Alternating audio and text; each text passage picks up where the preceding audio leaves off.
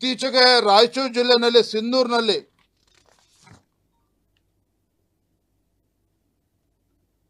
ಹಿಂದೂ ಕಾರ್ಯಕರ್ತರನ್ನ ಬೆದರಿಸತಕ್ಕಂಥ ಕೆಲಸ ಆಗಿದೆ. ಅದೇ ರೀತಿ ಸಂಕೇಶ್ವರ ಹುಕ್ಕೇರಿ ತಾಲೂಕಿನಲ್ಲೂ ಕೂಡ ಶ್ರೀರಾಮ ಸೇನೆ ಕಾರ್ಯಕರ್ತರನ್ನ ಥಳಿಸಿರ್ತಕ್ಕಂಥದ್ದು. ಮತ್ತೊಂದು ಕಡೆ ಪದೇ ಪದೇ ರಾಜ್ಯದಲ್ಲಿ ಗೋವುಗಳ ಕೆಚ್ಚಲನ್ನ ಕುಯ್ತಕ್ಕಂಥದ್ದು. ಅದು ಇದ್ರ ಬಗ್ಗೆ ರಾಜ್ಯ ಸರ್ಕಾರ ಏನೂ ಕೂಡ ಚಕಾರ ಎತ್ತಾ ಇಲ್ಲ. ನಾನು ಹೇಳ್ತೇನೆ ರಾಜ್ಯದ ಮುಖ್ಯಮಂತ್ರಿಗಳಿಗೆ, ಈಗಾಗಲೇ ಸರ್ಕಾರದ ಪಾಪದ ಕೂಡ ತುಂಬಿದೆ. ರಾಜ್ಯದಲ್ಲಿ ಇವತ್ತು ಜನ ನಿಮಗೆ ಶಾಪ ಆಗ್ತಾ ಇದ್ದಾರೆ.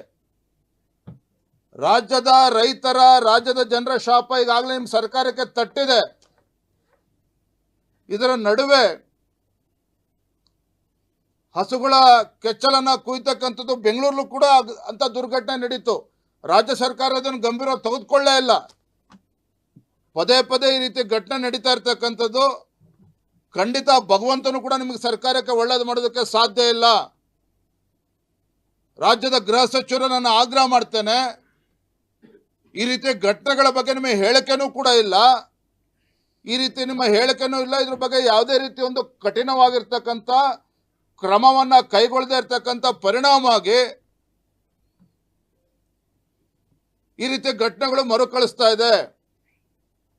ಹಿಂದೂ ಕಾರ್ಯಕರ್ತರ ಮೇಲೆ, ಹಿಂದೂ ಕಾರ್ಯಕರ್ತರನ್ನ ಬೆದರಿಸ್ತಕ್ಕಂಥದ್ದು, ಈ ರೀತಿ ಘಟನೆಗಳೇನು ನಡೀತಾ ಇದೆ.